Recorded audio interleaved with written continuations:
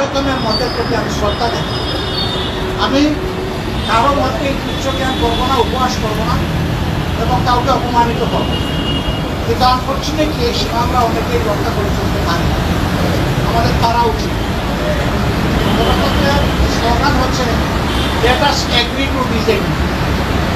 আসলে আমরা এক হইতে আমাদের ভিন্ন মত প্রকাশ করার অবকাশ হচ্ছে সুযোগ। এই থিওরির উপর আমাদের সকলকে আসতে হবে।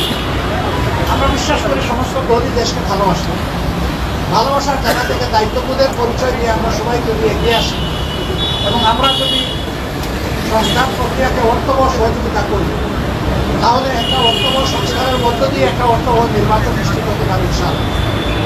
আমরা সেই দিনটির অপেক্ষায় আছি।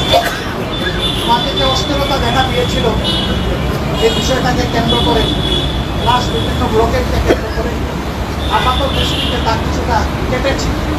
আমরা এর স্থায়ী নিষ্পত্তি চাই।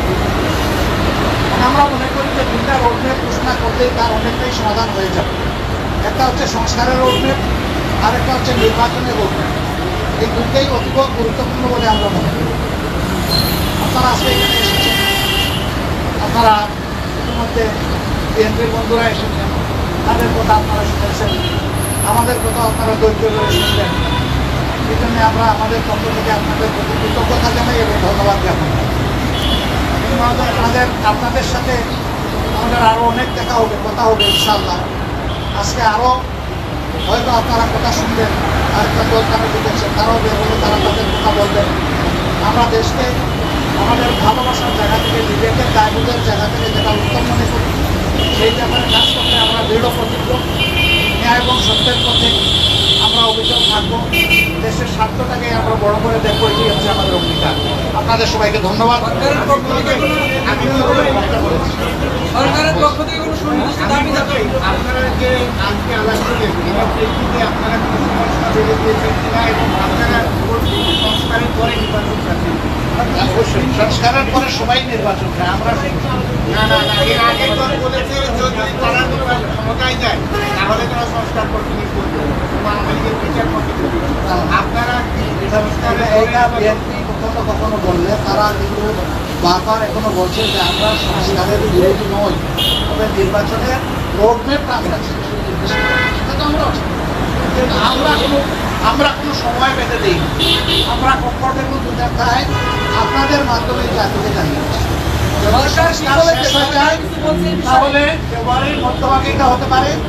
আর যদি সংস্কারের ভিতরে শেষ না হয়, আরেকটু সময় লাগে, এরপরেই যে রোজা শুরু হয়ে যাবে, রোজার পর হতে হবে। তারপরে এটাকে টেনে লম্বা করলে কোনো সুষ্ঠু নির্বাচন করা সম্ভব হবে না। আমাদের দেশের আবহাওয়া এটা এলাও করবে।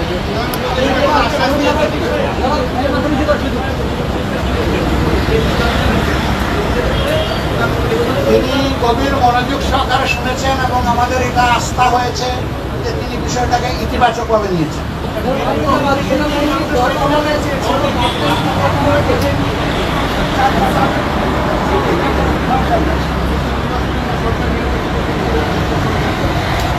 পদত্যাগ চাইল বিএনপি, দিবে জামাতে ইসলামী, এটা কি মানায়? যারা পদত্যাগ চেয়েছেন এই ব্যাপারে তারাই একটা ভালো দেবে। আমরা কারোই কোনো পদত্যাগ চাইনি। এই সময় আমরা যখন ওই রকম প্রয়োজন অনুভব করবো তখন আপনাদের মাধ্যমে জানাই দেবো।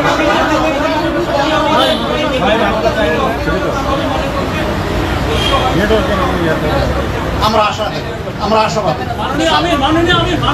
দূর হবে ইনশাল্লাহ। মাননীয় আমির, আরেকটা বিষয় স্পষ্ট, সেটা হচ্ছে আজকে প্রধান উপদেষ্টা আপনাদের ডেকেছিলেন, আপনারা উইলিংলি আসেন নাই।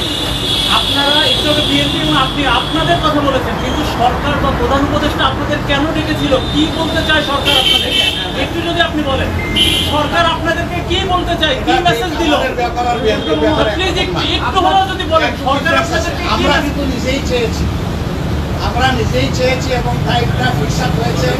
কালকে আপনারা সংবাদ মাধ্যমে এটা অলরেডি জানতে পেরেছেন। সরকার কি মেসেজ দিল সেটা আমি পরে আসতেছি। দাওয়াত আমরা পেয়েছি, এটা অস্বীকার করবো না, কিন্তু এর আগে আমরাই চেয়েছি এবং আমাদের চাওয়ার প্রেক্ষিতেই আজকে সন্ধ্যা 6টায় এই সময়টা নির্ধারিত হয়েছিল। আমাদের অন্য একটা দলীয় কর্মসূচি থাকার কারণে আমরাই চেয়েছিলাম যে আমাদেরকে আরো 2 ঘন্টা পিছিয়ে দেওয়া হবে। যে আমাদের অনুরোধের প্রেক্ষিতে 8টা পেশ করা হয়েছিল, যদিও 8টায় আমরা শুরু করতে পারি নাই, একটু পরে আমরা শুরু করব। উনি ডেকে এইটুকুই বলেছেন, দেশ আমাদের সবার, আমি অবশ্যই অর্থবহ সুষ্ঠু স্বচ্ছ একটা নির্বাচন দিতে চাই, আমি যেন কোনো নির্বাচন দিতে চাই না। এবং তিনি আমাদের কথা মনোযোগভাবে শুনেছেন আর বলেছেন যে আপনাদের পরামর্শগুলো আমি প্রয়োজন মনে করি, আপনারা যে পরামর্শ দেবেন অবশ্যই আমি এগুলো কনসিডারেশন নেব, ওনাদের কথা আমি শুনবো। এবং আগামীকালকেও তিনি আরও অনেকগুলো দলকে দাওয়াত দিচ্ছেন, তাদের কথা উনি শুনবেন, সবার কথা শোনার পরে তিনি আশা করি তার একটা সিদ্ধান্ত ম্যাচিউর করবেন। সবাইকে ধন্যবাদ, অনেক অনেক ধন্যবাদ। আরো দেখা হবে, সাংবাদিক বন্ধুদের সাথে আরো অনেক দেখা হবে। আসসালামু আলাইকুম।